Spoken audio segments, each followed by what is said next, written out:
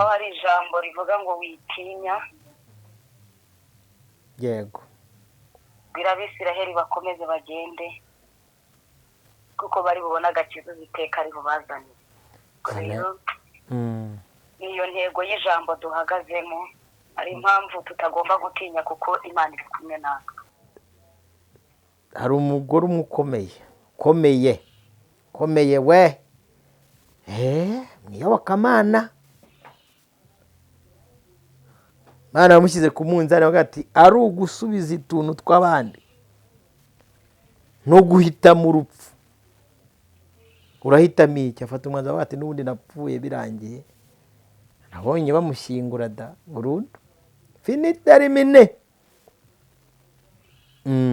Yababereye ibice, ubuzima bwose n'ukuri bari guhumba, ariko igihe cy'isarura kiraje. niko umuririmbyi yaririmbye ngo abakozi bose wagakwiriye kuba uva mu buzima bwo guhumba. Abantu barahumbye, bagerageje urushako basanga ni uguhumba. Abantu barahumbye, bagerageje ubutunzi basanga bari guhumba. Abantu barahumbye, bagerageje amashuri basanga ni uguhumba. Abantu bazengurutse mu madini bagira ngo bari gushaka basanga ni mu ihumbiro. Abantu bari guhumba, ariko igihe kirageze ngo muve muri uko guhumba, muhure n'umwami. Abagiye ngo noneho nimusarure neza. Haleluya. Nimusarure neza. Igihe kirageze ngo abantu baronke ubugingo buhoraho. Igihe kirageze ngo abantu bagira ibihe byiza byo gusenga, bave mu manyanga n'amanjwe bagiyemo ntacyo amaze. Uyu ni igihamya, ari kwitangira uhamya. Aba ngo nirutse ku mafaranga, kandi nigeze gukora ikiganiro ndavuga ni ikintu cyamunezeza, cyasubiza ibintu bye ku gihe, nuko yafata umwanzuro wo kuva mu guhumba. Aho 200,000 no gupfa, wahitamo kwipira miliyoni zigasigara. Ibyo bintu ko biremereye, benshi kwisangayisha no kubona amafaranga kandi waba uyabonye. Niyo mpamvu ari ikintu kijya kinezeza no gusenga ngo bose nyakunda kubivuga cyane ndi hano. Imana izafasha abantu bose babona amafaranga, ko bazamenya ko isi yaduhuje. Amafaranga nagakemura ibibazo ahubwo azana ibibazo. Ntabwo amafaranga ari cyo cyerekezo cy'ubuzima, kuko ari cyo cyerekezo cy'ubuzima. Bano bagabo bafite zino nzu hano ruguru ntabwo baba barapfuye. Yes, uyu bamwita Bishop Gafaranga. Nababwiye yuko ibintu biba ku byamamare, abasitari n'ubuzima buhanurira ababakurikira, abifuza kumera nkabo, abashaka kumera nkabo mu buzima busanzwe. Rero akenshi nimubona abapasiteri, abavugabutumwa, abakinnyi b'umupira, abakinnyi ba filime, abahanzi, kubera ko ubuzima bwabo butakiba ubuzima bw'ibanga, ibintu byabo byose bijya hanze.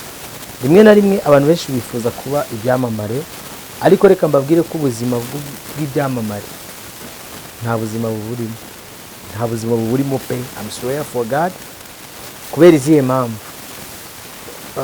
Ukuntu umuntu Imana yari yashimye kumurema, yari yashimye ko umuntu agira amahitamo ye ariko mu ibanga rye. Niyo mpamvu tutamenya ibiri mu mutima wa Robert ngo tumenye ibiri mu mutima wawe. Uyu muvandimwe ageze ku rwego urupfu rumubera rwiza kurusha kubaho.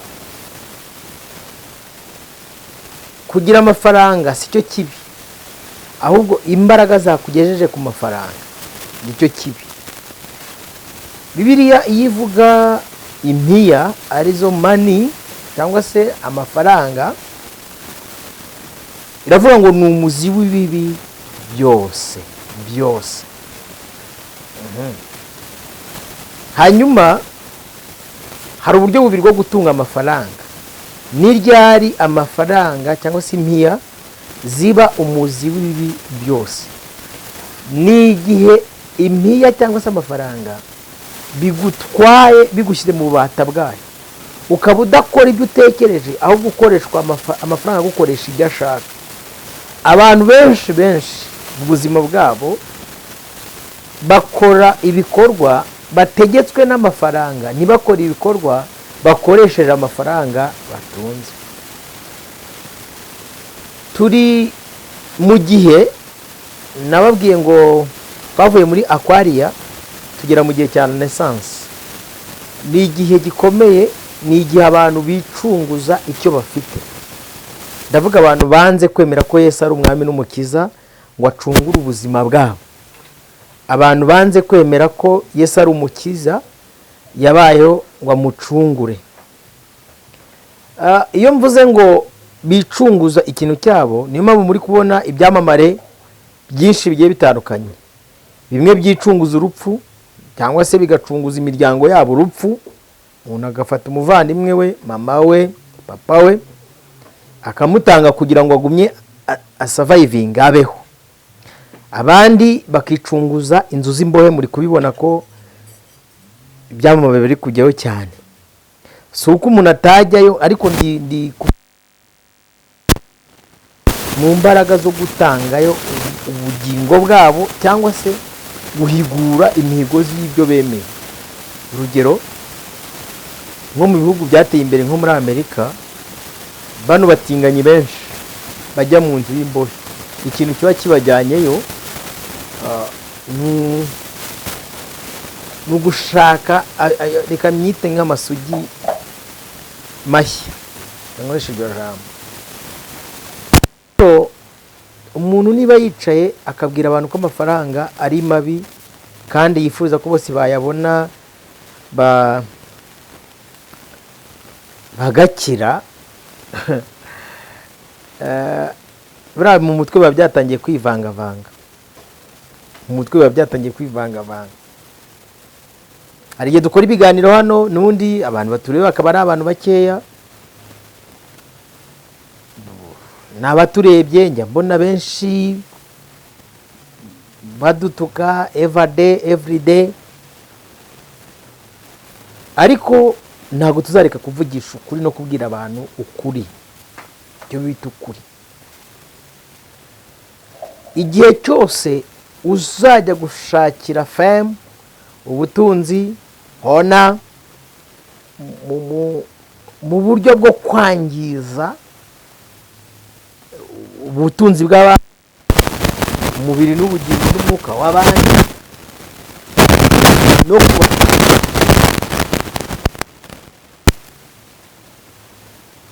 umenye ko nyine ibintu umuntu abiba ari byo asarura. Abantu benshi muri ubu buzima, imibereho yabo n'ubuzima bwabo babwangiza bazi ngo bari kure mu buzima bwiza, ahubwo ari bwo bari kubwangiza. Ndababwira izihe mpamvu. Bibiliya iyo ivuga kuvuka k'umwana w'umuntu, ivuga ko avukira mu makuba, mu byago by'isi, yewe akaba imugeranya n'ururabo, icyo bita ururabo ngo ruraba mu gitondo ejo rugahunguka. Bibiliya ikamugereranya no kumara igihe gitoya, kandi ko kwikoza ubushakashatsi ukuntu umuntu avuka amara igihe gitoya nacyo cyuzuyemo imiruho.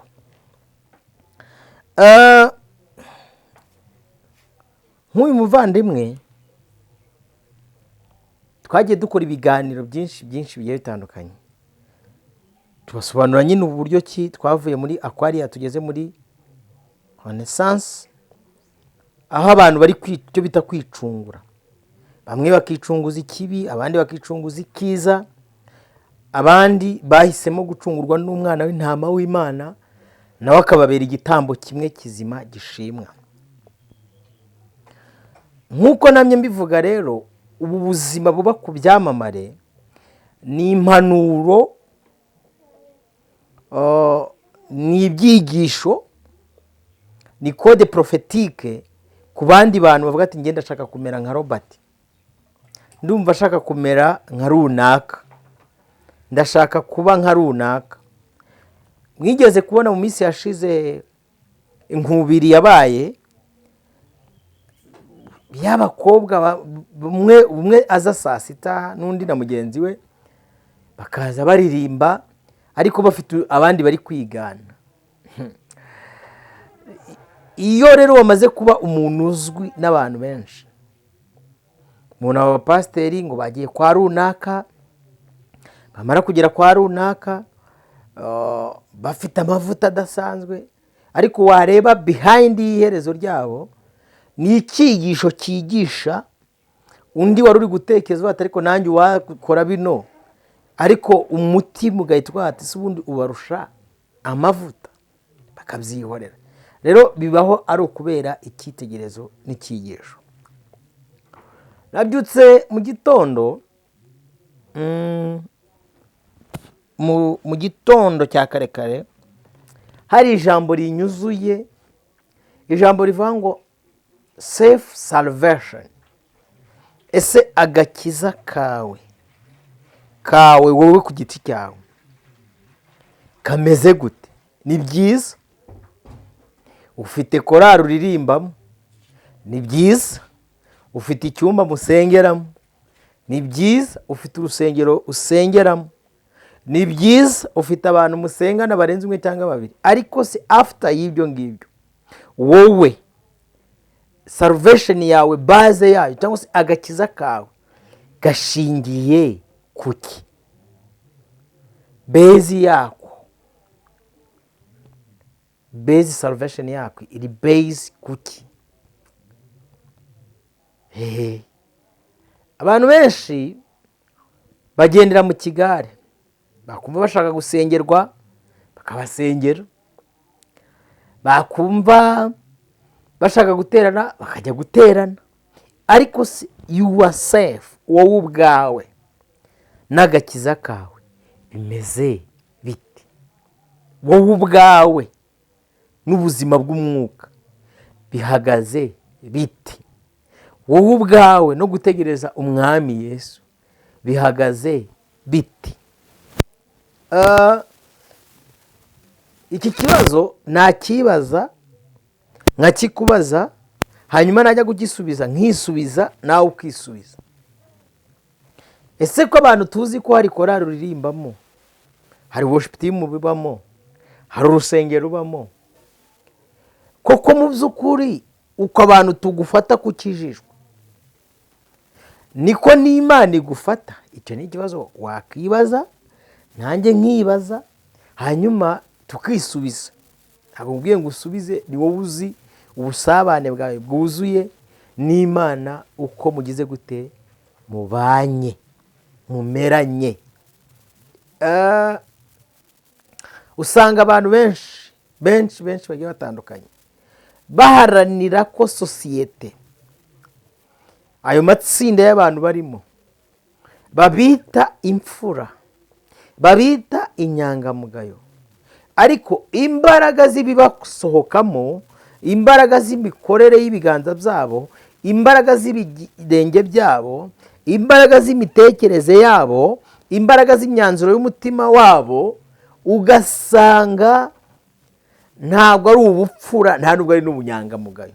Ariko mu rwego rwo kugira ngo ibyo twakoze bitari iby'ubupfura n'iby'ubunyangamugayo, tubwire abantu ko twebwe dushaka ko mutuvuga ko turi imfura. Nibyo, mufite imbaraga, mufite ibitekerezo bikomeye, mufite ubushobozi bw'amafaranga, ariko se hafuta y'ibyo ngibyo umuremyi, umucamanza utabera, nawe muzageraho mumubwira muti twacecekesheje abantu, twanze ko abantu bavuga ibikorwa bibi byacu, ariko Imana isumba byose wowe ntago nawe ukwiye kuvuga. Ni Imana izaza iceceke? Oya, ntabwo izaza ngo iceceke. Tugeze ahantu hakomeye cyane. Iyo nitegereje abantu mbona bameze nk'abari guhumba, nk'uko Rusi na Naomi bageze mu gihe cyitwa ihumba, kandi abantu baracyakeneye guhumba. Ubwo mbishingiye kuri uyu muvandimwe uvuga ati wahimitishamo gupfa no kuma miliyoni 200, ariko mu minsi yashize siko wavugaga. Mu minsi yashize rwose uri mu bantu najyaga nkurikirana, siko wavugaga. Byagenze bite ngo hahinduke ururimi? Iyo tuvuze guhumba, ni uburyo abantu bashukwa n'ubuzima butenda gusobanuka. Abantu bari mu buhumbyi pe, bari guhumba. Abakobwa bakuze bashaka guhumba ubuzima ngo barebe ko babona abagabo. Abandi bari guhumba ngo barebe ko amashuri yabahira, yababereye ibice. Ubuzima bwose ni ukuri bari guhumba. Ariko igihe cy'isarura kiraje, niko umuririmbyi yaririmbye ngo abakozi bose wagakwiriye kuba uva mu buzima bwo guhumba. Abantu barahumbye, bagerageje urushako basanga ni uguhumba. Abantu barahumbye, bagerageje ubutunzi basanga bari guhumba. Abantu barahumbye, bagerageje amashuri basanga ni uguhumba. Abantu bazengurutse mu madini bagira ngo bari gushaka basanga ni mu ihumbiro. Abantu bari guhumba. Ariko igihe kirageze ngo muve muri uko guhumba, muhure n'umwami. Abagiye ngo noneho nimusarure neza. Haleluya. Nimusarure neza. Igihe kirageze ngo abantu baronke ubugingo buhoraho. Igihe kirageze ngo abantu bagira ibihe byiza byo gusenga, bave mu manyanga n'amanjwe bagiyemo ntacyo amaze. Uyu ni igihamya, ari kwitangira uhamya. Aba ngo nirutse ku mafaranga, kandi igeze gukora ikiganiro, ndavuga ni ikintu cyamunezeza, cyasubiza ibintu bye ku gihe. Nuko yafata umwanzuro wo kuva mu guhumba akarekura, akamera nk'uko Aburahamu yabigenjeje na Hagayi na Sarayi, karekura umugore w'abandi n'umwana w'abandi bakagenda. Uwiteka agakora iby'imbaraga. Icyo cyo kirakomeye. Mfite n'ubutumwa. Hari umugore umwe ukomeye we, mwiyobokamana. Imana yamushyize ku munzani avuga ati ari ugusubiza utuntu tw'abandi no guhitamo urupfu. Urahitamo iki? Afata umwanzuro ati n'ubundi napfuye birangiye, nabonye bamushyingura da burundu, finiterimine. Si byose? Icyo ni inzozi, iyo ni iyerekwa. Yego, atwikomereze.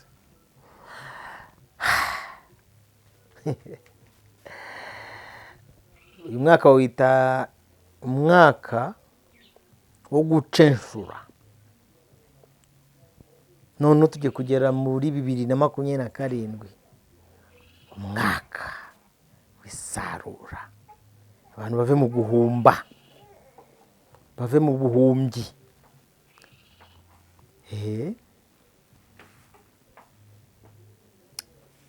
Akoma kanisoreza ikiganiro cyanjye. Nabonye abantu benshi bari kumbaza ngo umuhanuzikazi Solange gahunda y'imeze ite.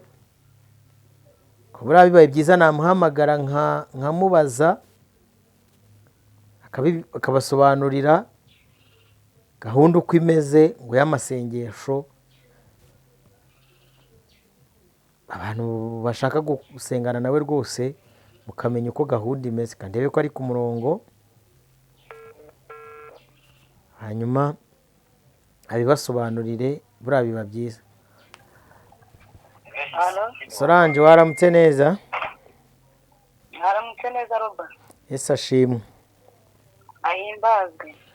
Nkuhamagaye ndi kuri kamera. Yego. hari abantu bakunda gukurikira ibikorwa byawe yego akenshi kubera ko bazi ko tujya dukorana ibiganiro, hari abambaza ati gahunda imeze ite? gahunda ijyanye n'amasengesho Ni icyo nguhamagariye.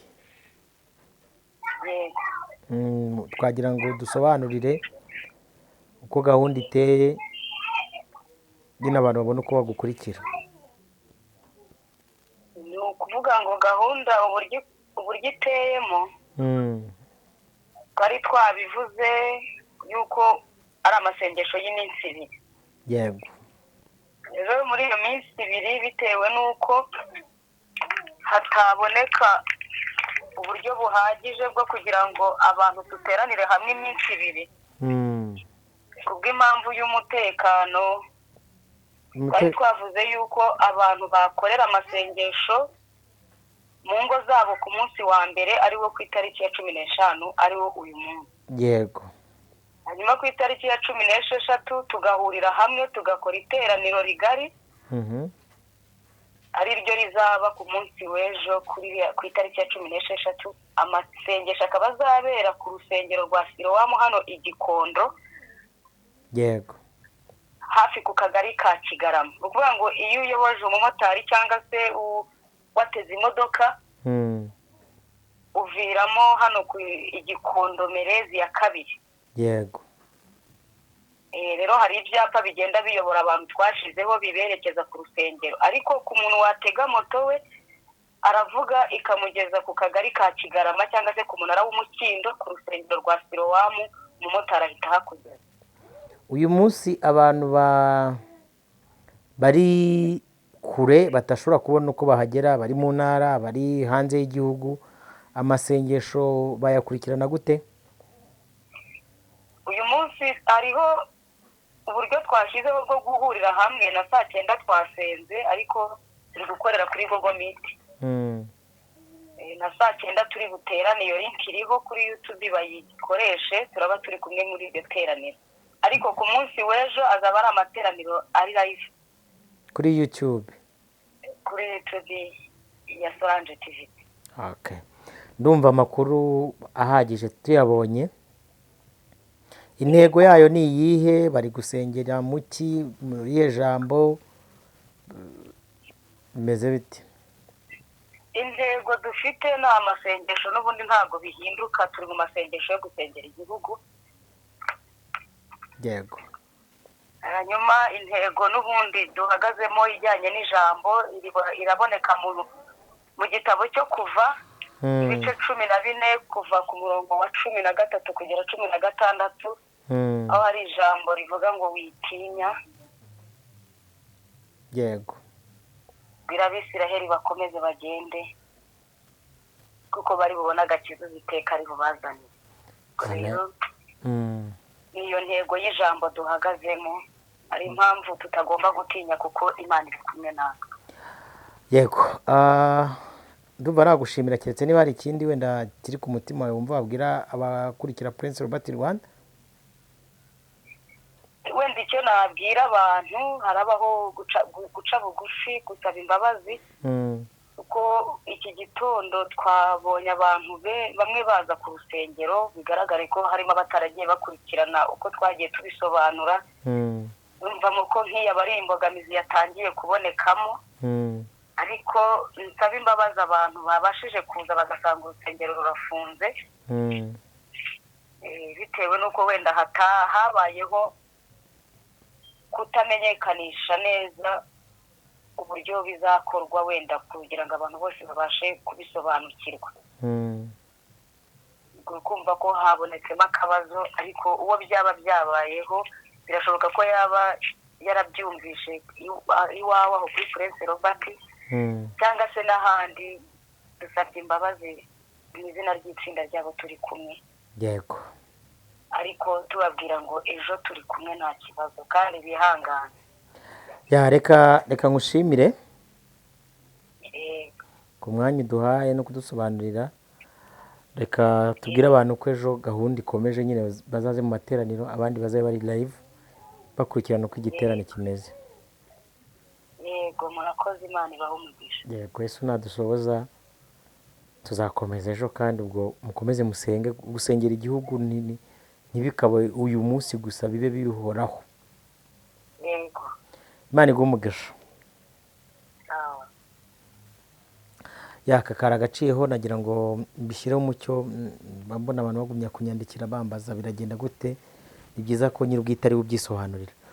Reka nsatire umusozi w'ikiganiro cyacu ariko mu gusoza mbaza ngo